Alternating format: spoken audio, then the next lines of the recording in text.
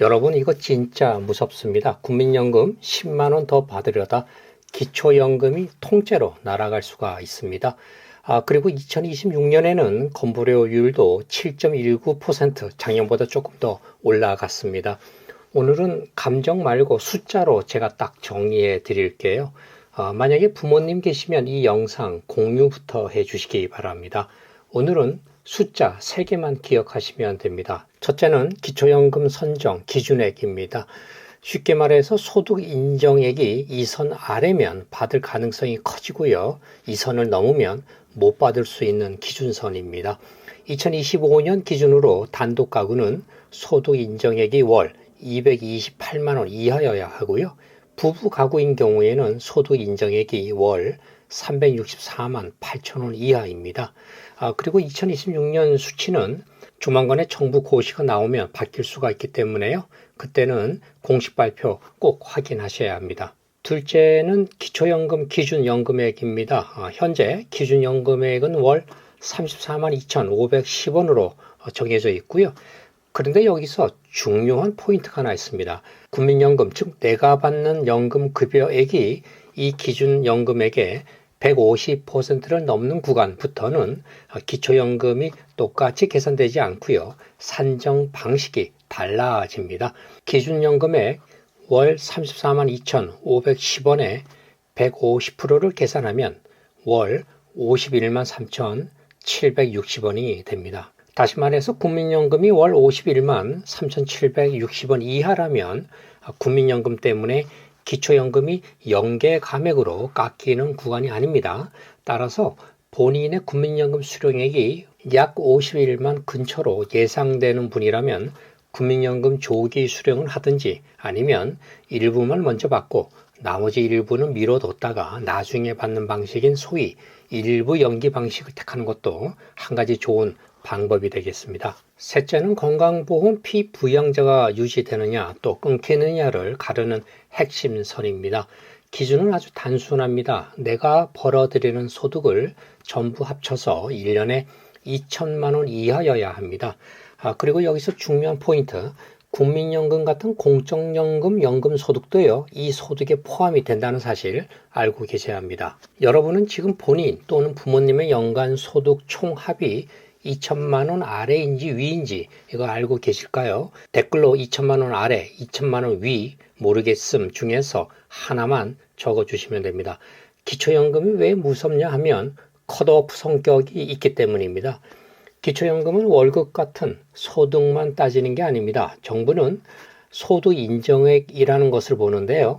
이게 뭔가 하면은 내가 한 달에 버는 돈이 있지 않습니까? 그 버는 돈에다가 플러스해서 여러분이 갖고 있는 주택, 집이라든가 또 예금, 이 같은 재산을 매달 버는 돈으로 환산을 하죠. 따라서 그 환산한 금액을 합쳐서 계산합니다. 그게 바로 소득 인정액이 되는 것이고요. 그래서 소득이 많지 않다고 하더라도 여러분의 재산까지 합쳐진 소득 인정액이 이 기준선을 딱 10,000원 또는 20,000원만 넘어도요. 기초연금이 영원 탈락이 될 수가 있습니다. 제가 가장 흔한 상황을 하나만 예로 들어볼게요. 단독 가구인데 지금 소득 인정액이 월 227만 원대로 기준선인 228만 원 바로 밑에서 아슬아슬하게 걸려있는 분들이 많습니다. 이 상태에서 국민연금이 월 10만 원만 늘어나도 어떻게 되느냐? 소득 인정액이 같이 올라가서요. 월 228만 원을 살짝 넘을 수가 있습니다. 그러면 그 순간 기초연금 자격이 탈락할 수도 있습니다. 결과가 뭐냐 하면은요. 국민연금 10만 원 더 받으려다 기초연금 30만 원대 현금 흐름이 통째로 사라질 수 있는 겁니다. 이게 제가 말하는 연금 함정입니다. 여기서 오해하시면 안 됩니다. 국민연금 증액 자체가 나쁜 게 아닙니다. 진짜 문제는요. 내가 기준선 바로 근처에 있는지도 모르고 올리기 버튼을 누르는 것입니다. 그러니까 지금 바로 하셔야 할 건 딱 하나인데요. 내 소득 인정액이 기준선 근처인가 아닌가를 먼저 점검하시기 바랍니다. 두 번째 함정은 연계 감액입니다. 기초연금은 그냥 따박따박 정액으로 주는 게 아니고요. 국민연금으로 이미 받고 있는 금액을 같이 보고 조정해서 산정하도록 되어 있어요. 그래서 무슨 일이 생기냐면 국민연금을 더 많이 받을수록 기초연금이 예전처럼 그대로 다 나오지 않을 수가 있다는 얘기입니다. 여기서 핵심은 딱 하나인데요. 우리가 봐야 할 건 각각의 연금 금액이 아니고 두 개를 합친 매달 내 통장에 찍히는 총 현금 흐름입니다. 예를 들어서 국민연금이 월 10만 원 늘었다고 해도 그 때문에 기초연금이 월 3만 원, 5만 원 줄어들게 되면 내가 실제로 늘어난 돈은 얼마입니까? 10만 원이 아니죠. 5만 원에서 7만 원이 되는 겁니다. 따라서 국민연금을 올리면 무조건 10만 원을 더 받는다가 아니고요. 기초연금이 같이 줄어드는지까지 합산해서 계산을 하셔야 합니다. 세 번째 함정은 건강보험료입니다. 2026년 건강보험료율은 7.19%로 정해졌는데요. 은퇴자 입장에서는 이 요율보다 더 무서운 게 따로 있습니다. 바로 피부양자 자격 박탈입니다. 피부양자 기준의 핵심은 아주 간단한데요. 모든 소득을 합쳐서 1년에 2천만 원 이하여야 합니다. 여기에 재산과세표준, 즉 재산과표 구간 조건도 같이 붙는데요. 그리고 중요한 건 내가 생각하는 소득만 세는 게 아니라는 거예요. 여기에 국민연금, 또 기초연금, 또 여러분이 금융투자로 인해서 발생하는 금융소득, 그리고 또 임대하시는 분들, 임대소득 이런 것들을 전부 합산해서 봅니다. 그래서 어떤 분들은 국민연금이 월 10만 원만 늘어도 상당히 위험해질 수가 있는 거죠. 이미 다른 소득이 조금이라도 있는 분들은 연 2천만 원 선을 넘기 아주 쉽기 때문에요. 그 선을 넘는 순간 피부양자 자격에서 지역 가입자로 바뀌는 거고요. 그렇게 되면 보험료를 매기는 방식 자체가 완전히 달라집니다. 그리고 퇴직하신 분들은 3년 유예 카드가 있는지 잘 모르시는 분들이 계신데요. 이것의 이름이 임의 계속 가입입니다.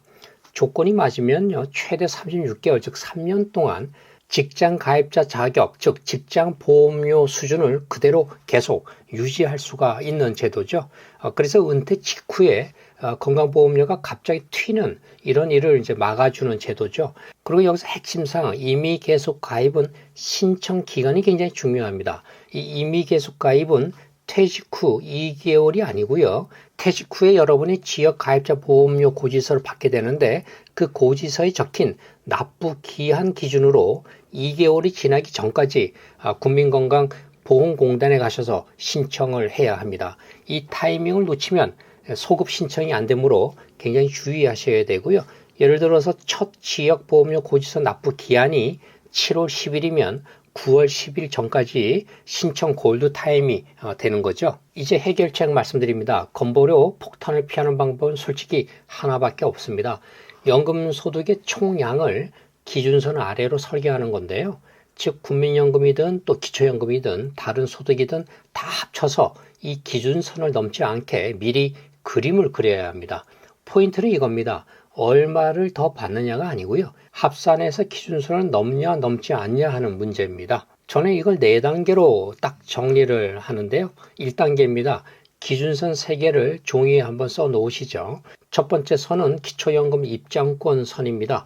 기초연금은 월급만 보는 게 아니고 소득에다가 재산을 월 소득처럼 환산해서 더한 소득 인정액을 본다는 거죠. 이 기준선을 1호만 넘어도요, 기초연금이 제로가 될 수가 있습니다. 두 번째 선은 국민연금이 기초연금을 건드리는 선인데요. 기초연금은 국민연금이 커질수록 그대로 다 나오는 게 아니라 계산 구간이 달라집니다. 그래서 저는 이걸 150% 경계선이라고 부르는데요. 국민연금이 이 선을 넘나들면 기초연금이 깎일 수 있는지 이 부분 체크하셔야 합니다. 세 번째 선은 건강보험 피부양자 생존선인데요. 이 기준은 딱 하나입니다. 모든 소득을 합쳐서 1년에 2천만 원입니다. 여기엔 국민연금, 기초연금, 금융소득, 임대소득 전부 합산한 금액을 말하는 거고요. 여러분이 이 선을 넘는 순간 피부양자 자격에서 지역가입자로 바뀌면서 보험료가 확 달라진다는 겁니다. 자, 2단계인데요. 여기서는 국민연금 10만 원 올리기 버튼 누르기 전에 합산 계산부터 한번 해봅니다. 국민연금을 올리면 내가 더 받는 돈만 보지 마시고요. 그것 때문에 기초연금이라든가 피부양자 자격 등이 줄거나 사라질 수 있는 것부터 확인을 해야 됩니다. 즉 실제로 내 통장에 남는 순증, 증가분을 먼저 계산을 하는 것이 좋고요. 3단계입니다. 은퇴 직후는 보험료 쇼크부터 막아야 하죠. 그래서 요건이 되면 이미 계속 가입으로 최대 3년 유예를 확보를 해서 은퇴 첫 해에 실수로 보험료가 확 튀는 걸 막으셔야 하고요.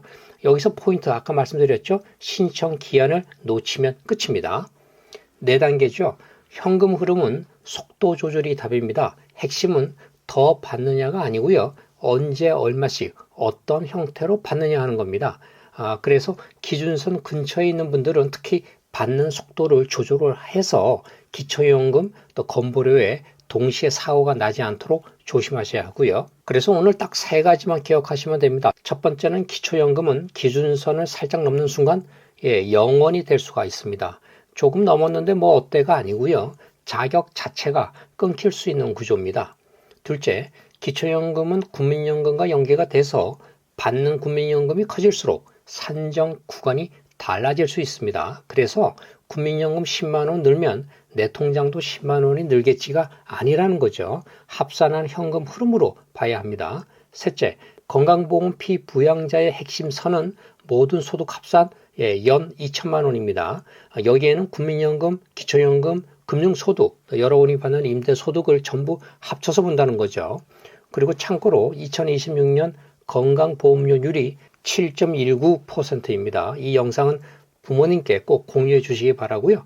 도움이 되셨다면 구독과 좋아요 부탁드립니다. 지금까지 금융을 읽어주는 남자 월가 출신 여운봉 박사였습니다.